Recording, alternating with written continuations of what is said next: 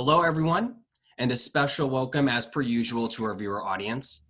Today, we're going to be having a conversation about clinical trials and clinical trials related to blood cancers and our rural communities. And to help us get familiar with these resources and opportunities, I have a special guest with me today. I have Ms. Abbey Fueger.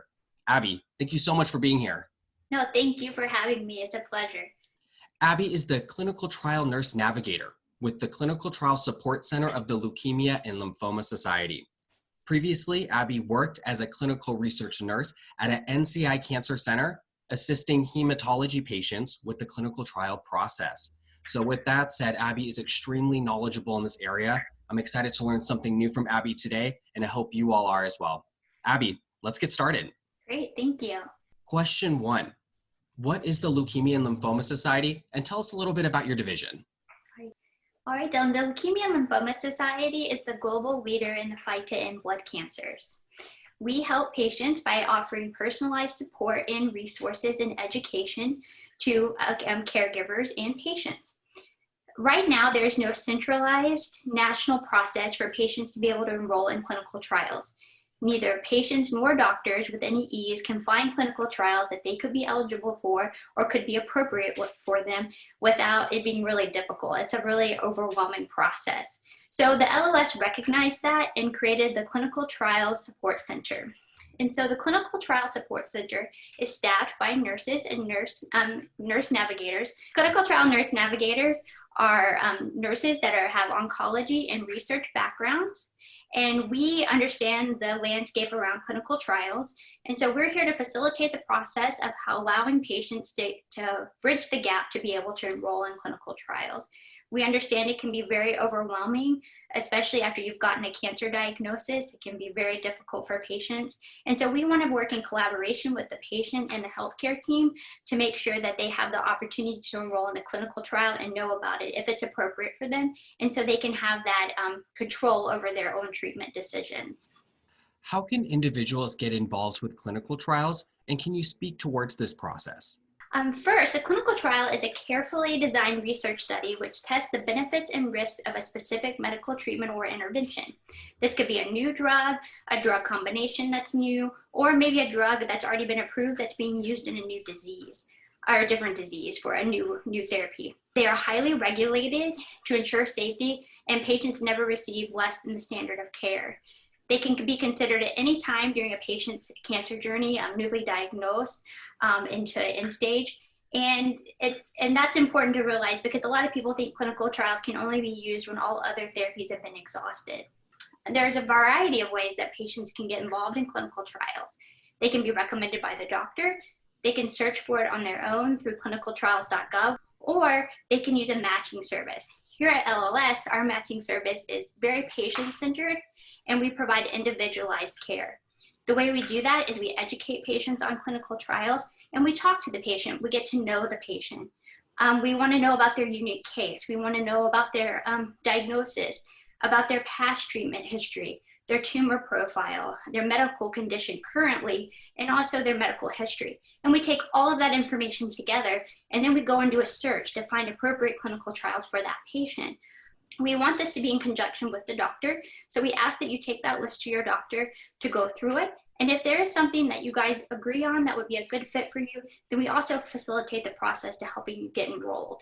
What efforts has Leukemia and Lymphoma Society made to ensure clinical trial access in our rural communities? You know, that's a great question because in rural communities, it is a lot harder to get onto clinical trials. But LLS is committed to ensuring that patients, regardless of location, do have access.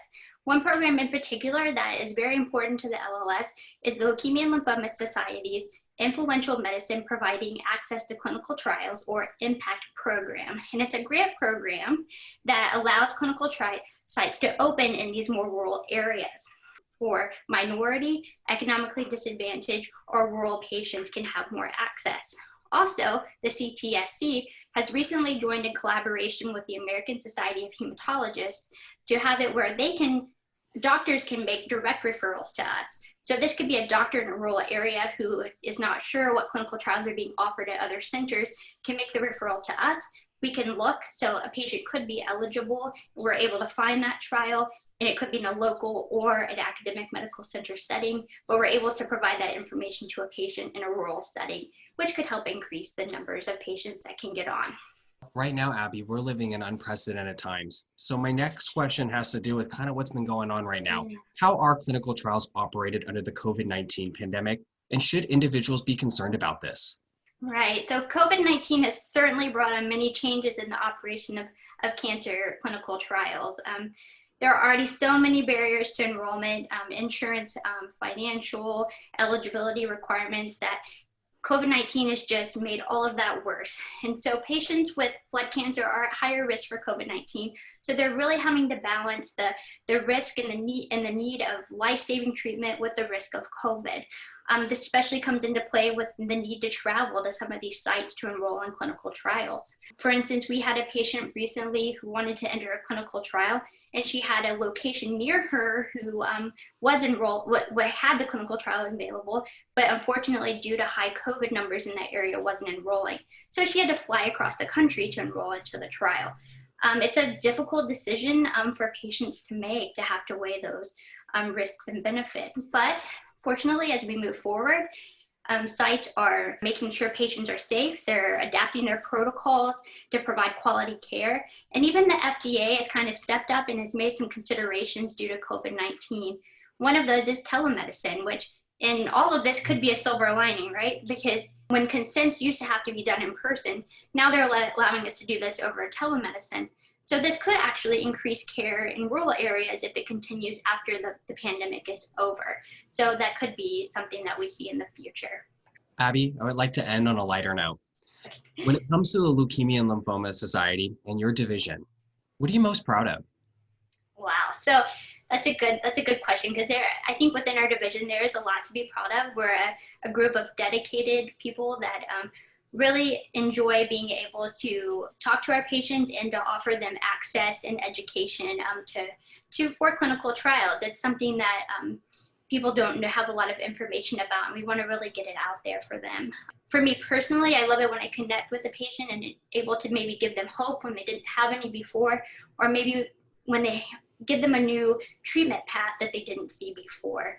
I know every patient I talk to is not going to be appropriate for a clinical trial, but I still want to be able to give them that education, that knowledge, and let them have that say in their treatment decision. I think that's really important, and I like to be there to listen. I'm really proud of the fact that we can offer this to everyone, regardless of insurance coverage or location, that we're here for everyone.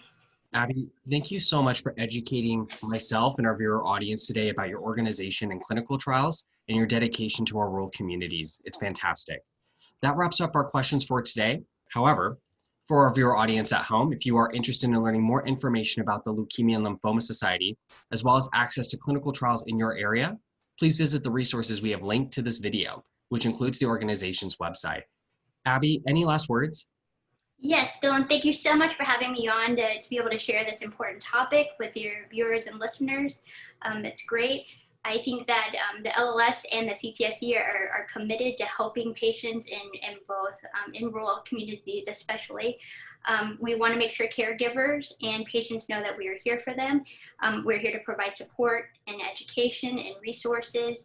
And, you know, even though it's a really scary time to have cancer, that we're here for you. And we are proud to be able to offer all of that to patients for free. So. Thank you so much for your time today. Thank you, Abby, and thank you to our viewer audience. For everyone at home, please remember, stay safe and stay healthy. Thank you.